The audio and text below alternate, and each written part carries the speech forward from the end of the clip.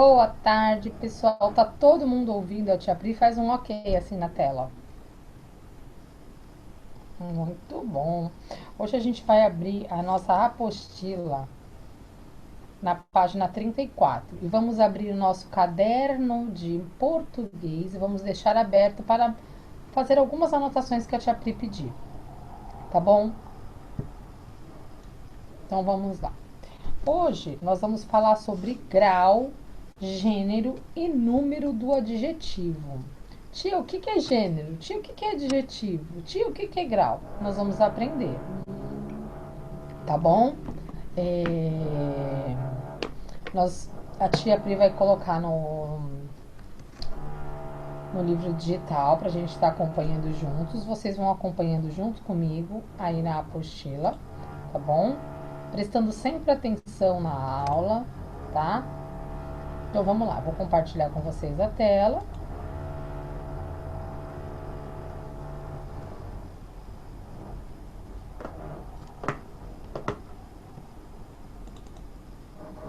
Bom, nós estamos falando sobre grau, gênero e número do adjetivo. Então, olha lá. Espera só um minutinho abrir aqui para vocês.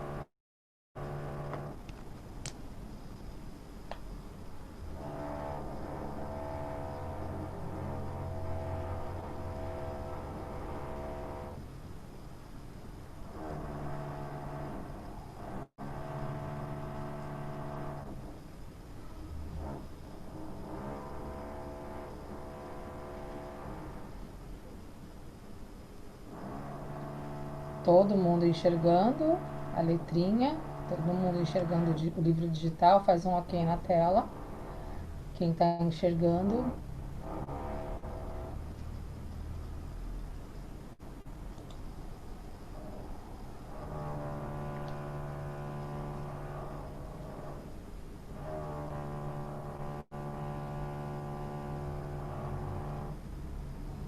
Tá bom? Então vamos lá. Releia o texto A Festa Junina não é mais a mesma e analisa os adjetivos em laranja. Então tá falando, ó, os adjetivos em laranja que foram empregados para qualificar os seguintes substantivos. Então, olha, prestem atenção. Se tá dizendo que o adjetivo é o laranja, o substantivo é o que está em azul. Já montou um PowerPoint para vocês para falar o que é substantivo. Tem vários tipos de substantivo. Tem substantivo próprio, comum, primitivo, derivado. Já vai passar um PowerPoint para vocês entenderem. Esse PowerPoint eu vou mandar para vocês hoje, caso vocês precisem utilizar, tá? Tem o singular, tem o plural, tem o feminino, tem o masculino, de gênero, tem o grau de variação comparativo. Ah, tia, não entendi nada. Vamos fazer com calma. Então, olha lá. Festa, substantivo, junina, adjetivo. Festejo, substantivo, juninos, adjetivos. Comidas, substantivo, estrangeira, adjetivo. Comemorações, substantivo, caipiras, adjetivos. Escola, substantivo, particulares, adjetivos. Então vamos lá. Você percebeu que quando o substantivo é feminino, o adjetivo está no feminino? Notou também que quando o substantivo está no plural, o adjetivo vai para o plural? Isso acontece porque o adjetivo concorda com o substantivo, ao que se refere variando em gênero masculino e feminino, número singular e plural, grau comparativo e superlativo. Então, nós temos um exemplo aqui embaixo. Olha lá. Variação de número, ó. Então, singular. Olha lá, o singular, a frase no singular, ó. A quadrilha está animada. Agora no plural. As músicas estão animadas.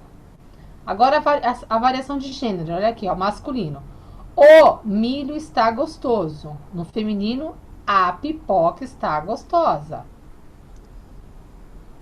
Embaixo, variação de grau. Então, olha lá. O comparativo. Então, é o que? Você está falando que é comparativo? Esse grau essa variação de grau tem três. Então, nós temos a superioridade, temos a igualdade e a inferioridade. Então, olha lá. O pau de sebo é mais alto que a fogueira. Então, você está falando que é mais alto, está falando de superior, né? A paçoca está tão boa quanto o bolo de fubá. Então, ó, a paçoca e o bolo de fubá, eles estão igual. Então, os dois são gostosos, da mesma forma. O carnaval é menos divertido que a festa junina. Ó. Então, tá falando menos divertido. Então, ele é inferior, tá? Agora, nós vamos falar sobre superlativo. Então, olha lá. A folgueira está muito alta. A fogueira mais alta que eu já vi. E a fogueira está altíssima. Então, isso é um superlativo, tá? Então, ó, o grau superlativo, olha só, é utilizado para expressar, grifem aí na apostila de vocês. Peguem a canetinha que vocês têm, marca texto, tá bom? E marquem aí. Para expressar qualidades em um grau muito elevado. Usamos palavras com muito, mais, menos, bastante e extremamente. Então, pode grifar também todas essas palavrinhas, tá? Como muito, mais, menos, bastante e extremamente. Pode grifar.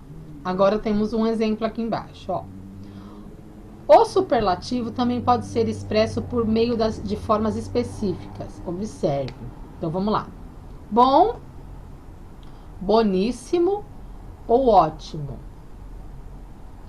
Caro, caríssimo. Difícil, dificílimo. Fácil, facílimo ou facilíssimo. Mal, malíssimo ou péssimo.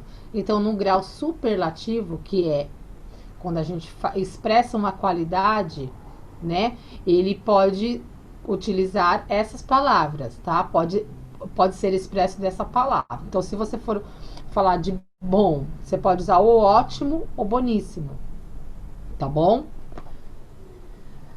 Aqui, ó, atenção. Canetinha marca texto, atenção. Não use mais bom, nem mais melhor. Apenas melhor já é o suficiente. Essa regra vale também para mais mal ou mais pior, que devem ser substituídos por pior. Então, assim, deixa eu ver uma frase que a gente sempre fala. Ah, porque o meu é mais melhor. Não existe mais melhor. Existe somente melhor. Tá bom? Então, quando a gente for utilizar a palavrinha, a gente tem que pensar. Olha lá. Mais grande e mais pequeno. Tão pouco usados. Então, troque sempre por maior e menor. Tá bom? Deixa eu interromper aqui o vídeo um pouquinho com vocês.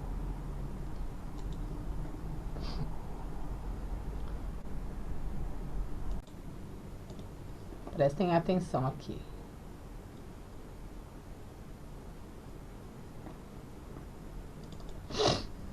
Ó. Então, vamos lá.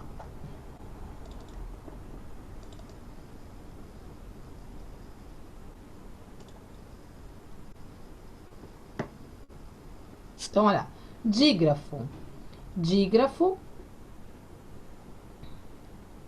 é o nome dado ao encontro de duas letras, de duas letras que possuem o mesmo som. Então, vamos lá. Peraí, deixa eu te abrir. Olha lá. Carro com 2 R's e Joaninha, que é com NH. Agora, o adjetivo, olha lá, dá uma característica a algo que atribui qualidades, podendo ser um exemplo boa ou ruim. Então, olha lá o exemplo. Elefante, grande. Bolo, gostoso. Então, grande e gostoso são adjetivos. Agora, encontro consonantal. Lembra que eu falei que são duas consoantes com sons diferentes na mesma sílaba? Então, arco, né? Que é o R e o O, arco, íris, e pedra. Então, dra, D e o R. Temos o dígrafos. O que é dígrafos? É o grupo de duas letras que representam o mesmo som. Então, olha lá, coelho, minhoca. Então, nós temos alguns dígrafos aqui embaixo, ó. CH, SC, RR, SS, QU, GU, XC e SC. Tá bom? Depois, nós temos também alguns encontros vocálicos. Então, olha lá. O encontro de duas vogais ou mais vogais em uma palavra. Os encontros vocálicos são divididos em ditongo, tritongo e hiato. Então, ditongo é quando tem as duas vogais na mesma sílaba, né? Então, olha lá. Encontro de vogais e semivogal em uma mesma sílaba. Então, peixe.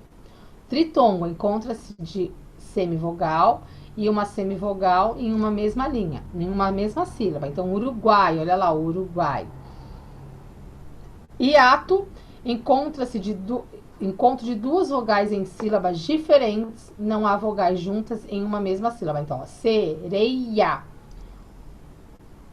Então, quando a gente vai separar o sereia, fica separado, tá bom? Agora, vamos para a sílaba tônica. Lembra que nós estávamos estudando lá e aí eu perguntei, gente, qual é a sílaba mais forte? Então, olha lá. É uma sílaba pronunciada mais forte de uma palavra. Se a palavra tem acento, a sílaba leva o acento sempre será tônica. Então, vamos supor, se tiver um acento na palavra água, que tem o acento, qual é a sílaba mais forte? É o A, água, né? Mas nem sempre as palavras têm acento, porém todas possuem sílaba tônica. Então, olha lá. Exemplo, borboleta, coração, pirulito. Então, as sílabas mais fortes são lê, são e li. Tá bom? Que é a sílaba mais forte. Então, é a sílaba tônica. Agora, tem os coletivos que a gente aprendeu esse semestre. Que é, ó lá, substantivo. É quando um substantivo, então significa que o peixe é substantivo. Mesmo no singular, nomeia um grupo de seres ou coisas de uma mesma espécie, chamamos de coletivo. Então, olha lá.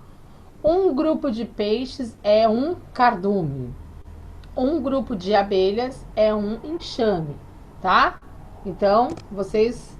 Agora nós vamos para os substantivos. Então, olha lá. Existem substantivos primitivos ou derivados. Então, vamos prestar atenção aqui, ó. Quando um substantivo não deriva de outra palavra, ele é chamado de primitivo. Os substantivos derivados derivam-se de outros substantivos. Então, olha lá. Café. Café é primitivo, porque ele tem um derivado, que é o cafezal. Pedra, ela é primitivo, porque ele tem um derivado, que é pedreira. Temos o substantivo concreto ou abstrato. O que é um substantivo concreto? Concreto é tudo aquilo que nós podemos ver, né? Então, o computador é concreto, o copo é concreto, o celular é concreto. E o abstrato? O abstrato é o que sentimos, né? Então, vamos supor, eu não consigo enxergar a minha amizade, mas eu sinto a minha amizade. Eu não consigo enxergar raiva, mas eu consigo sentir a raiva. Eu não consigo ver a felicidade, mas eu consigo sentir a felicidade. Então, o abstrato é o que nós sentimos, tá? E o concreto é o que nós vemos, o que nós pegamos. Então, ó, concreto, cobre, a mesa, celular, copo. Isso aí é um exemplo de concreto. E o abstrato é o que nós... Tô triste, tô cansado, tô feliz, tô com raiva, tô com fome. Tá com fome? Você vê a fome? Não, você sente que tá com fome. Tá bom?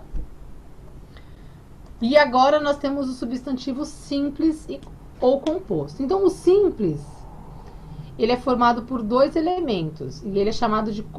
Desculpa, o substantivo simples é o sol, a flor, a nuvem, o copo. E o composto é sempre quando tem uma palavrinha composto. Ele é um substantivo que ele é formado por dois elementos. Então, vamos supor, guarda-chuva, não é? Guarda-chuva. Ele é composto. Estrela do mar. Vamos ver outro substantivo composto.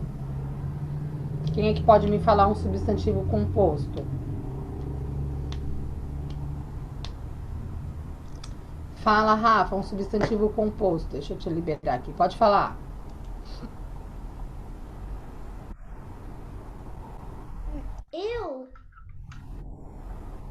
O que eu acho é água viva, porque água viva. Água viva. Muito bem. Então, o substantivo composto, ele é chamado, ele tem dois elementos, tá? Só um minutinho, Pedro. E aí nós temos o substantivo comum. Opa, deixa eu abrir lá. O substantivo comum. Substantivo comum, olha lá. O substantivo comum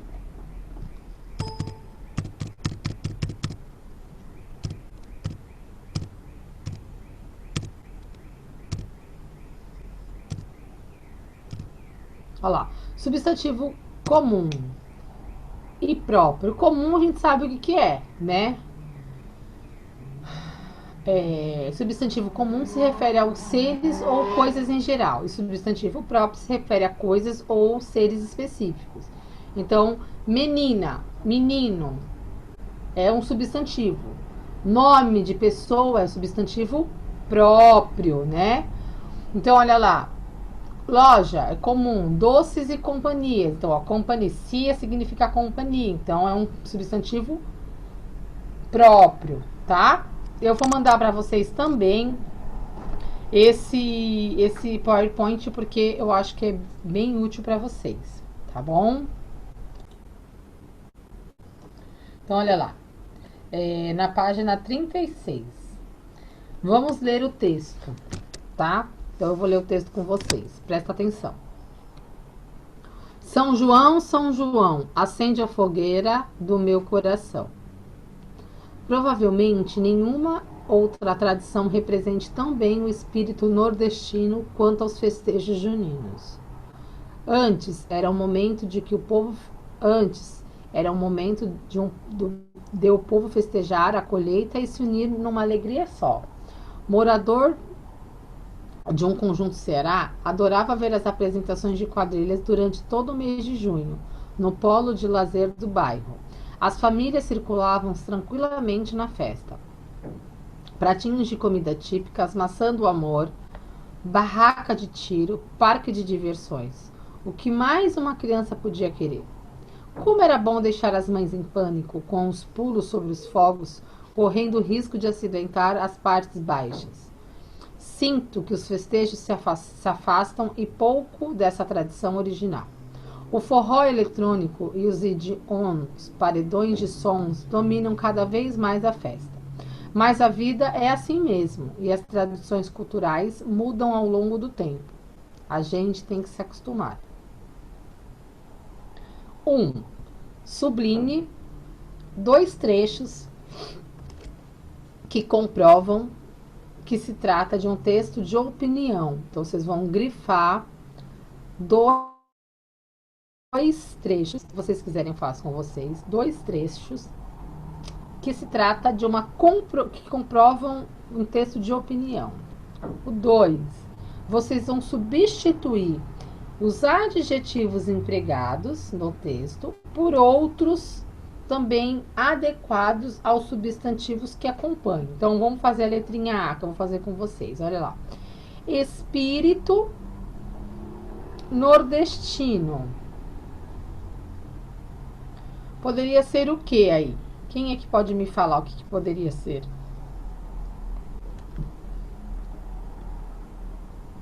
Quem pode me falar?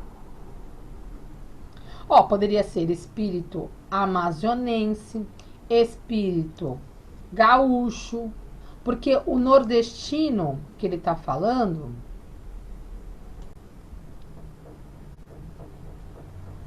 que já foi muito vivenciado em sala de aula. Tenho certeza que vocês se lembram de tudo. Então vamos lá.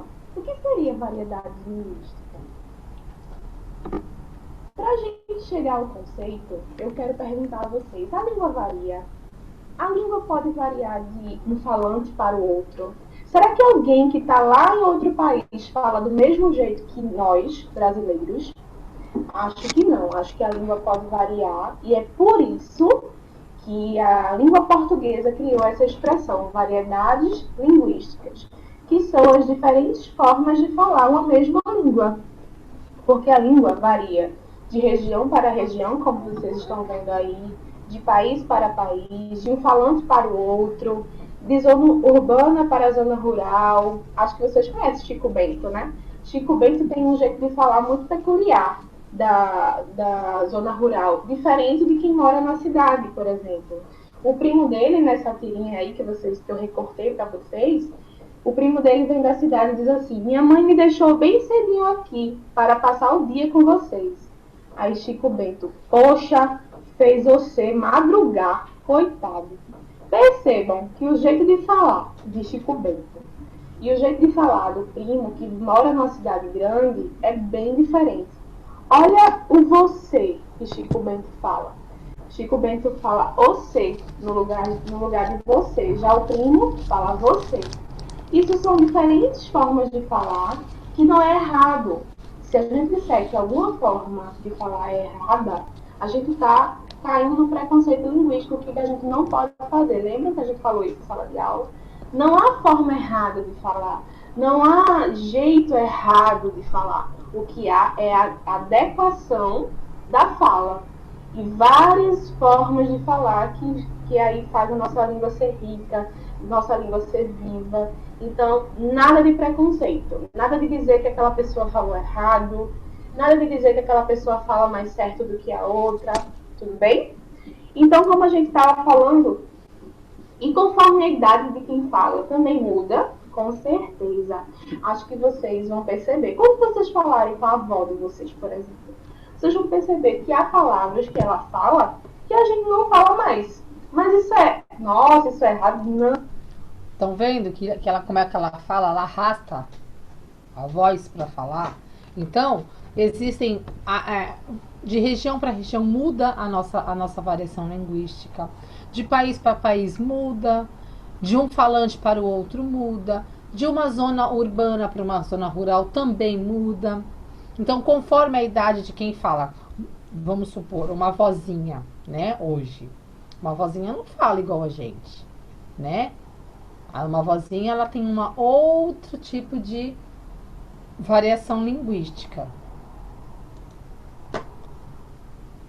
É muito grande o vídeo, então eu não vou passar tudo, tá bom? Amanhã a tia passa mais um pedacinho. Página de História, chegada dos portugueses, em página 230. Bom, nesse capítulo nós vamos identificar as relações entre a chegada dos portugueses dos territórios brasileiros e a sociedade indígena. Vamos compreender, em linhas gerais, como foi o processo de colonização dos portugueses no território. E vamos analisar como que a colonização estruturou a política economicamente na sociedade brasileira. Tá bom? São 3 tópicos que nós temos como objetivo. Mamãe, aqui. Página 230. Olha aqui, ó.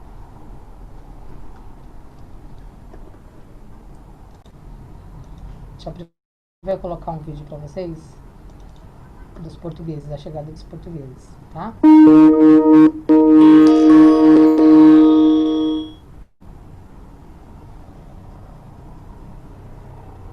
Olha lá, chegada dos portugueses. Entenda como foram os primeiros contatos dos portugueses com os tupis.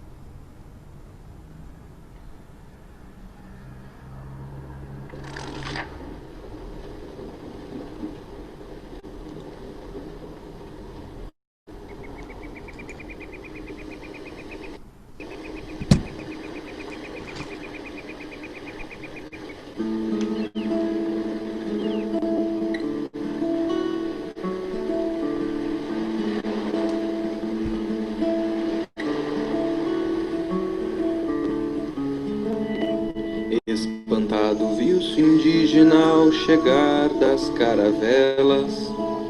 Era Cabral, achando que aqui eram as Índias, e sem querer, querendo, no Manaus ele atracou.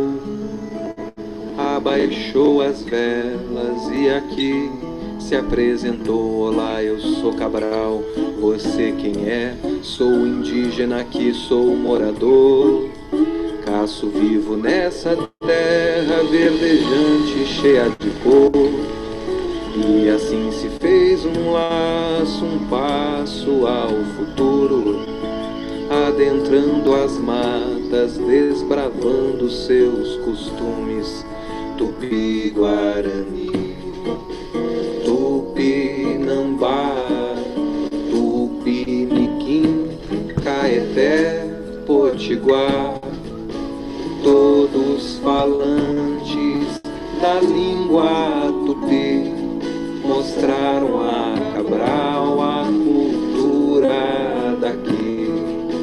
Homens, mulheres, cada qual com função, pesca e caça, cozinha, artesão. Muita cultura, gente a trabalhar, já existiam antes de Cabral chegar. Assim nem tudo foi tão tranquilo, muitos sofreram, outros resistiram. Hoje sabemos da contribuição desse encontro para nossa nação. E assim, quando Cabral aqui chegou, viu as maravilhas e belezas dessa terra, o grande povo que aqui havia. Porém, nada ficou como era. Muito se perdeu com as guerras, as armas de fogo e as doenças trazidas pelo homem branco em suas vindas e idas, e que o índio muitas vezes não suportou. Mas hoje não seríamos esse grande povo sem os nossos antepassados indígenas e toda a imensa cultura que herdamos e carregamos em nossa fala, nossas casas e em toda a nossa vida.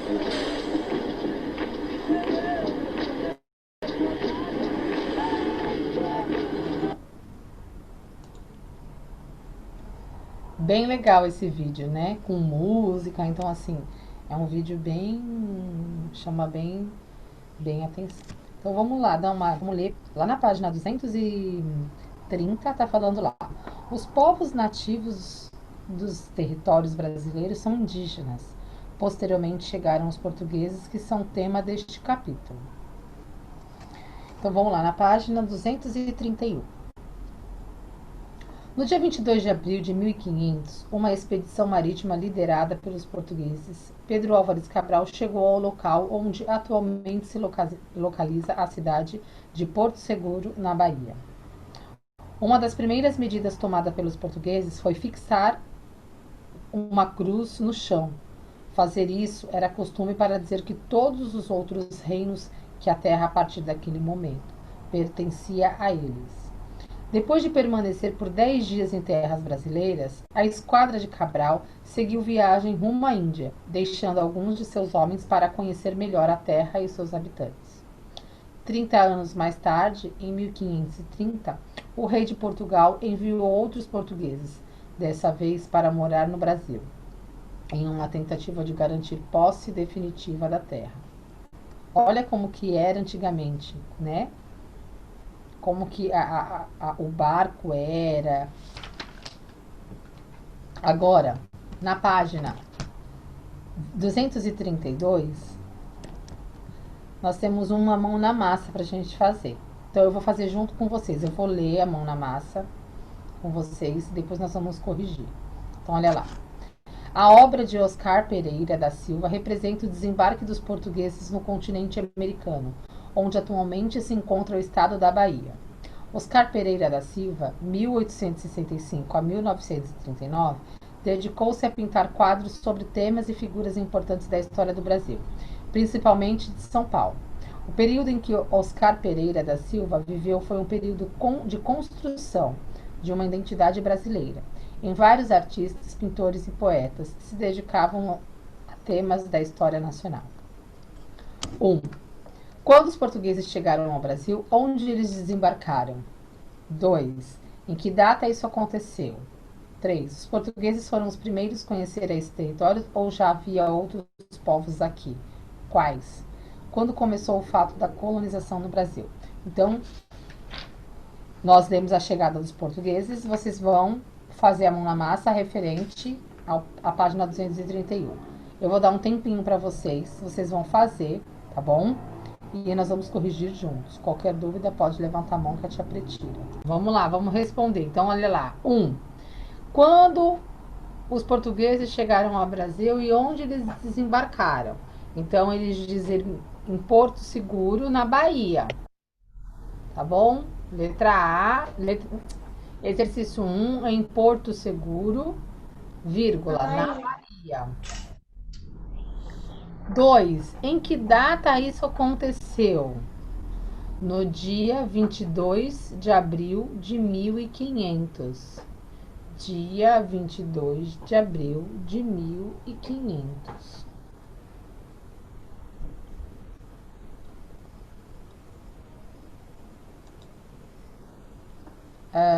3.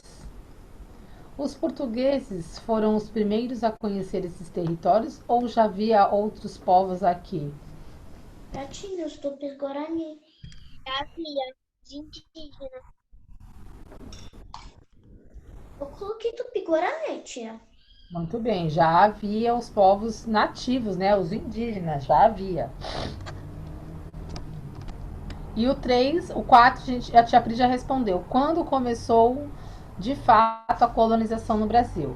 Então, começou em 1530, quando o rei de Portugal enviou pessoas para garantir a posse do novo território. Tá bom? Fala, Luiz Gustavo.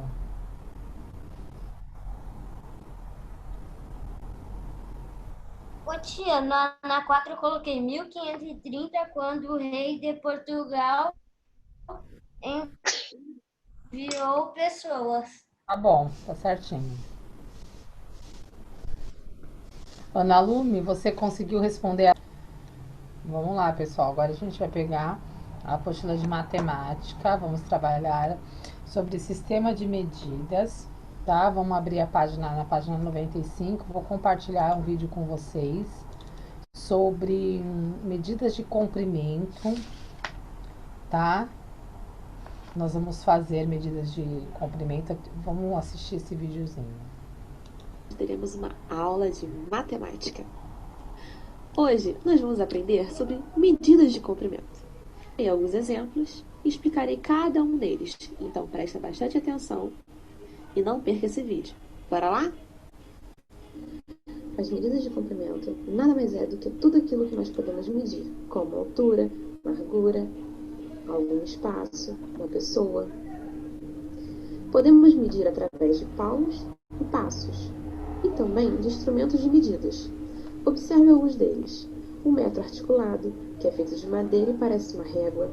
A fita métrica, utilizada principalmente na costura. Régua, utilizada nas escolas. E trena, para medir os espaços. Observe agora alguns objetos que podemos comprar por metro, como corda, mangueira, correntes, fitas e tecidos. Podemos medir a distância ou altura com instrumentos de medida, com palmos e passos, como por exemplo um prédio, que vamos medir a sua altura, uma quadra de esporte, que vamos medir o seu comprimento, e as pessoas, que vamos medir a sua altura. Agora que aprendemos um pouco sobre medidas de comprimento, chegou a hora do nosso desafio do dia. Siga as instruções do nosso plano de estudo, registre tudo com fotos e vídeos, mande para a tia, divirta-se e até a próxima. Estou cheia de saudade e amo vocês. Um beijo.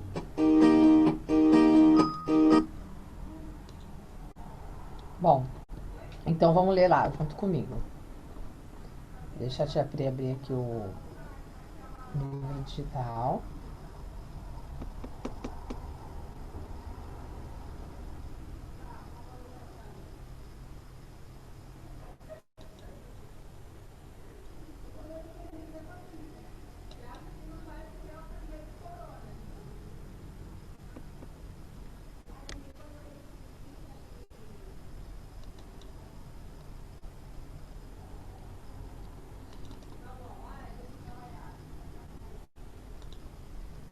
Vamos lá, pessoal.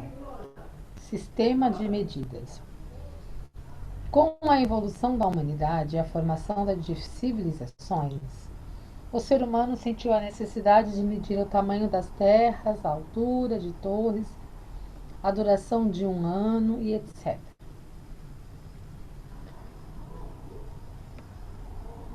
No início, as unidades de medida eram baseadas em partes do corpo humano, como o palmo. Peraí, deixa a tia Pri colocar aqui para vocês.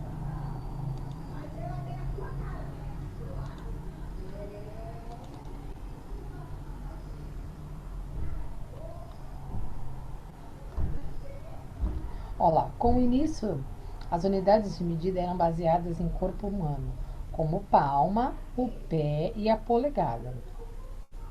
Isso, no entanto, ocasionava muitos problemas, pois essas unidades não tinham um tamanho padrão, variando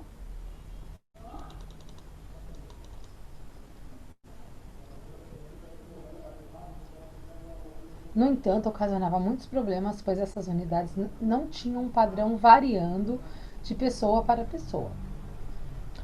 Por isso, no ano de 1789, o governo francês pediu à Academia de Ciências da França que criasse um sistema de medida constante, que não variasse. Para medir o tempo, foi criado o relógio. Em geral, utilizamos como unidade de medida a hora, o minuto, o segundo. Também podemos medir o tempo em calendários, tendo como base os dias, as semanas, os meses e os anos. Para medir a massa, foi criada a balança. As unidades de medidas mais utilizadas são o quilogramas e a grama. Para medir a capacidade, utilizamos um recipiente graduado. As unidades de medida são utilizadas como litro e mililitro. Para medir o comprimento e a distância, existe a fita métrica. São unidades de medidas mais utilizadas, são os centímetros, o metro e o quilômetro. E para medir a temperatura, foi criado o termômetro. Utilizamos como unidade de medida o grau Celsius. Então, olha lá. Você conhece vários instrumentos de medida, não é mesmo? Há muitos instrumentos de medida muito importantes que poucas pessoas conhecem. Vamos conhecer algum deles? Olha lá. O anemômetro. O anemômetro mede a velocidade e a direção dos ventos. O pluviômetro mede a quantidade da chuva em cada período de tempo. O barômetro é um instrumento utilizado para medir a pressão atmosférica. E agora nós vamos fazer junto essa mão na massa. O celular, na página 96. O celular está se referindo a medidas de que está aparecendo aqui? Medidas de temperatura. Então, vamos lá, de temperatura. Para medi-las, devemos utilizar o quê? Para a gente medir a temperatura, a gente tem que medir o quê? O termômetro. Tá todo mundo junto comigo? Faz um ok para a tia, por favor. Deixa eu colocar o acento. Quem tá com a tia, faz um dedinho levantado assim, ó. Ok. O 2 está escrito assim, ó. Objeto ao lado se chama... O que se chama aí do lado? Uma balança. E traz informações sobre a medida de quê? Vamos lá, balança, olha lá, balança foi criada em medida de massa. Então, agora vocês vão fazer a letra C, D e E sozinhos. Depois a gente volta para corrigir.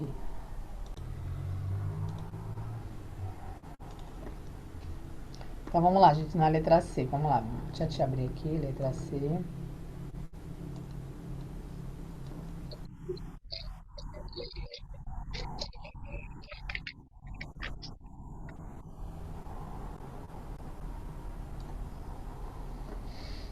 A placa está indicando o quê? A distância, certo? Agora a Ana Lume vai me responder. Para medir a distância, posso utilizar o quê, Ana Lume?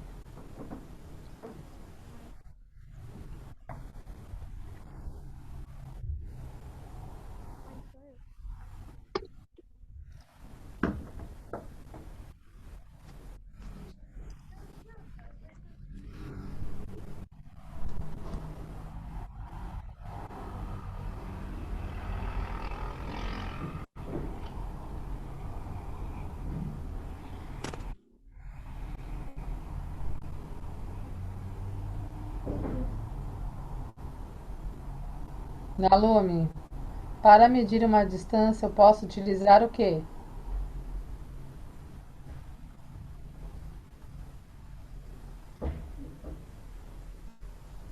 Você fez, Ana Lume? Eu não entendi.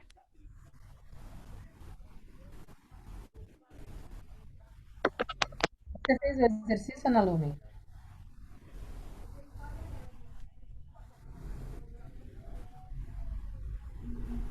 Vamos lá. Rafa, com a tia. A placa está indicando a distância em uma estrada. Para medir a distância, eu posso utilizar o quê? O que ele pode utilizar na distância? Eu coloquei uma régua ou uma trena. Isso, uma fita métrica também a gente pode utilizar. Olha lá na página 95, no comprimentos e distâncias, olha lá. Para medir comprimentos e distâncias, existem as fitas métricas. As unidades de medidas mais utilizadas são o centímetro, o metro e o quilômetro. Então, para você ter uma distância, que é a placa que está indicando de Fortaleza, você pode usar a fita métrica. Porque a régua, a trena, você falou, né? Ou... A régua é muito pequena. A régua é muito pequena, então até você conseguir indicar essa distância, você vai usar muitas réguas, então vai ser difícil. Então você pode usar a fita métrica ou... O que você tinha falado? Uma trena. A trena também dá, tá bom? Uma das duas. Agora a letra D. No convite foi utilizada uma medida de... Eu de novo? Não sei, fala. Pode falar. Uma medida de quê, ó? Tá aqui embaixo, ó. Não perca. Festa dos Monstros, dia 10 do 4 às 10 horas. O que tá apresentando a medida aí? Eu coloquei tempo. Muito bem, medida de tempo. E aí, ela representa em horas. Utilizamos o quê? O que a gente utiliza aí? Para a gente ver as horas. A gente utiliza o quê? Relógio. Um relógio. Muito bem, Rafa. Certinho. Agora, o cozinheiro está se referindo a uma medida de... Olha lá, vamos ver o que ele está falando. Vou precisar de 1 litro de leite. Então, qual é a medida que ele vai usar aí? Ó? Ele está falando que ele vai usar 1 litro de leite. Lá no texto que a gente leu sobre medidas, o litro está falando que ele é a medida de quê? De... Quem sabe essa? Litro ficos. Litro é medida de... Peraí. Deixa eu ver.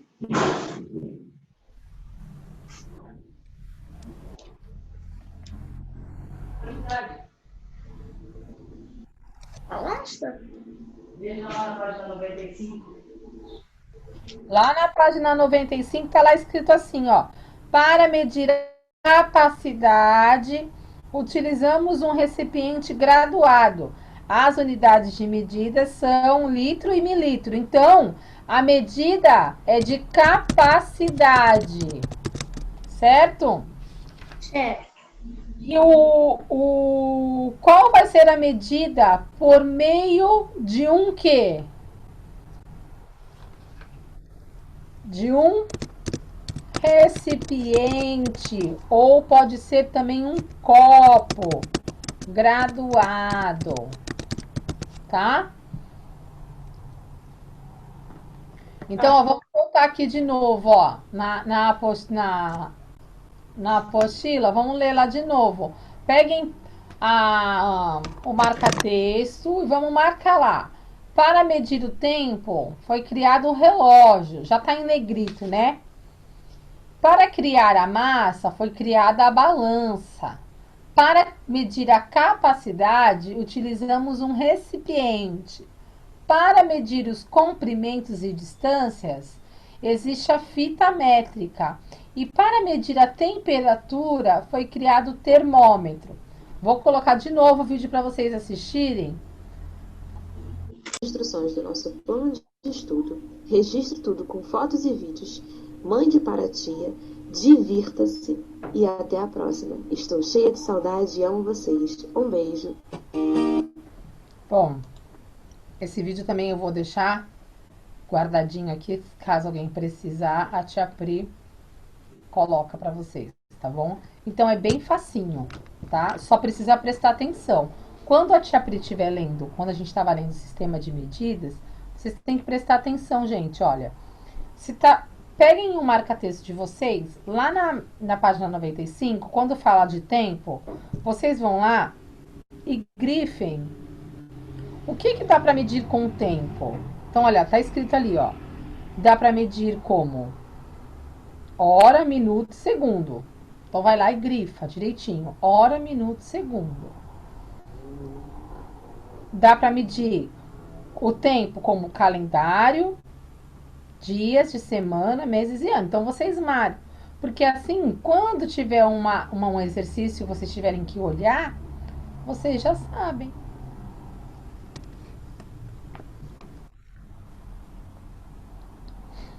Depois, para medir a massa.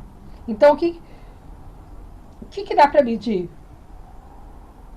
Quais são as unidades? É o quilograma e a grama. Então, vai lá e grifa, quilograma e grama. Nas unidades de capacidade, quais são as unidades que a gente utiliza mais para medir? É o litro e o mililitro. Grifa.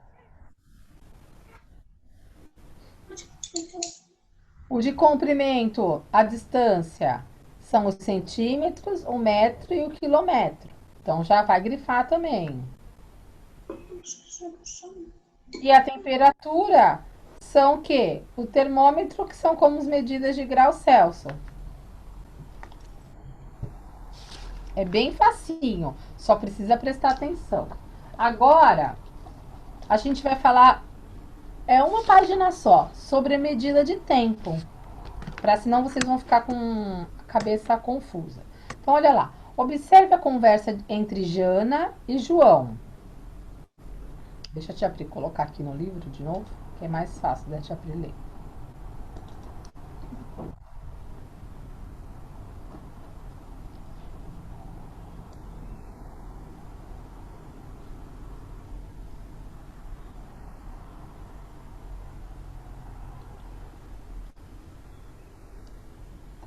Olha lá. Como seria a nossa vida se cada um tivesse a sua própria forma de medir o tempo? O que aconteceria se não existisse calendários e nem relógios? As medidas vêm sendo estudadas há vários séculos. Seus estudos tiveram início por meio da observação dos fenômenos naturais, como o nascer do sol e o pôr do sol. O tempo, inicialmente, era medido por meio de registros das repetições da natureza, como a localização no Sol, o Sol, as estações do ano, as fases da Lua. No entanto, esses registros não eram exatos, sendo necessários criar uma padronização. Você lembra quais são as unidades de medida de tempo? Algumas unidades de medida de tempo são segundo, minuto, hora, dia, mês, ano, bieno e milênio. Então, vamos ler o que cada um significa. Minuto é 1 minuto, que é 60 segundos. Uma hora é 60 minutos. Um dia é 24 horas. Um mês pode ser 28, 29, 30 ou 31, tá? O ano é 365 ou 366 dias, se for. Biênios é que um ano, ó, em que um biênio significa 2 anos. Então, milênio, e que um milênio significa quantos anos aqui? Quantos anos aqui? Quem pode me responder? 1000 anos. Anos, isso mesmo. Agora, lá na mão na massa, tem um exercício de relógio. Então tem que prestar bastante atenção, porque nós vamos fazer uma rotina de Bruno, tá? Então, ó, utilize os símbolos das horas, que é o H, e os minutos para completar as lacunas do texto corretamente. Então, siga o exemplo. Olha lá. Bruno é acordado pelo despertador às 6 horas e 15 minutos da manhã. Após arrumar a cama, escovar os dentes, trocar a roupa, tomar café, sair de casa, então vamos ver. Ele acorda aqui, ó, 6h15. Vamos achar aqui. Cada um olha no seu aí para ficar mais pertinho, ó. Ele acorda 6h15. Certo? Então é esse aqui, ó. O primeiro bonequinho é esse aqui, ó. Deixa eu ver se eu consigo desenhar aqui. Esse aqui é o primeiro, ó. Ó. Ah, não consigo desenhar. Mas tudo bem, vai. Então ele acorda esse aqui, ó, 6h15. Depois ele arruma a cama, escova os dentes, troca de roupa, toma café e sai de casa às... Quem é que sabe falar isso aqui? Vamos ver. Peraí que eu vou interromper aqui pra gente fazer juntos.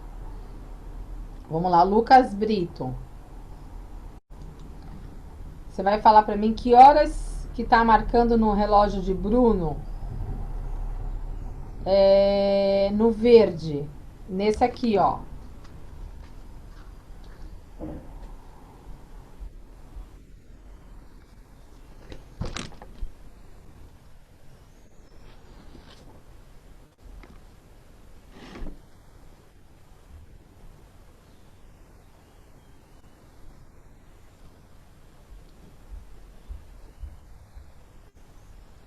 Você sabe, Lucas, que horas que tá marcando?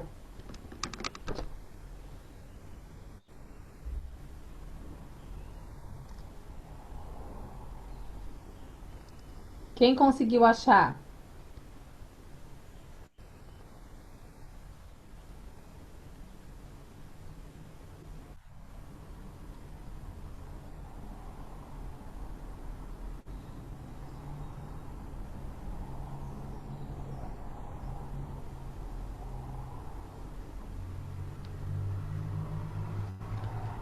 Vamos lá, gente, de novo, ó. Eu vou explicar novamente.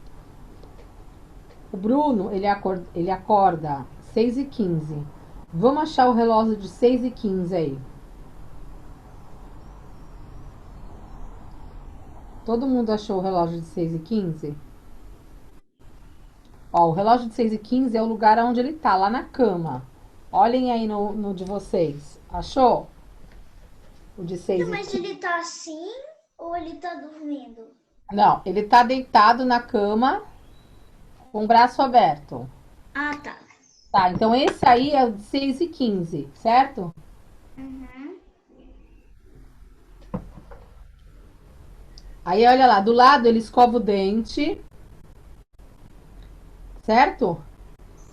E o do lado, ele tá com uma roupinha verde. Que horas que é que bate esse? Que horas que é esse que horas que é esse relógio? Olhem aqui pra tela que eu vou colocar pra vocês olharem. Pra mim tá... Esse aqui, ó. Gente, acompanha aqui com a tia Pri, ó. Aqui, ó, esse aqui, ó, ele acordou. Tá vendo? Esse aqui, ó. Esse aqui ele acordou. Aí ele foi escovar o dente. Esse aqui, que horas que é esse aqui? É Olha na 9. apostila de vocês. Esse aqui. Onde eu tô com a seta. Pra mim são 9h06. Esse aqui, gente, ó. Esse, ó. Tia, é 9h06, parece. Não, Ah, não, quero dizer 7h09. não. Tia, mas tá 9. 9, mas o 9 representa o quê, Rafa? Ele representa a hora ou ele representa o minuto? Minuto. Então não é 9. É 7h09. Não. O 9 representa quantos minutos no relógio?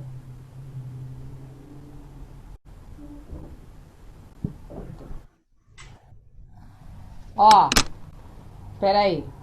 Tia, como é que a gente vai saber? Não deu pra saber se quantas vezes girou. Fala, o Luiz. É 6h45. Isso mesmo, 6h45. Como é que vai dar pra saber que é 6h45 Rafael, calma. Calma que vai dar tudo certo. Espera um pouquinho. horas? Bom, vamos lá. Luiz, ó, presta atenção. A tia Pri vai ler como que vai ficar, tá bom? Vamos acompanhar junto comigo. Então vamos lá. Bruno é acordado às 6h15 da manhã. Após arrumar a cama, escovar os dentes, trocar de roupa, tomar café, sai de casa às 6h45 e chega à escola às 7h15. Fica na escola até 11h55 e volta para casa. Almoça 12h30, ajuda a sua mãe, brinca um pouco e depois às 3h30 toma banho. No fim da tarde faz as suas atividades para casa. Após estudar, faz lanche, brinca e escuta música, vai dormir às 9h da noite. Quem conseguiu acompanhar, faz um ok para tia Pri assim. Eu Fala, acompanhei, porque eu que respondi o resto. fala, Luiz.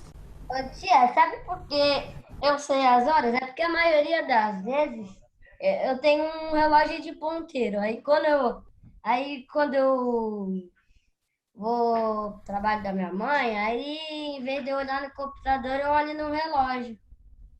Isso mesmo, tem que começar a fazer o exercício mesmo pra mente, tá certinho, Luiz. Eu tenho um relógio Parabéns. também, que é um...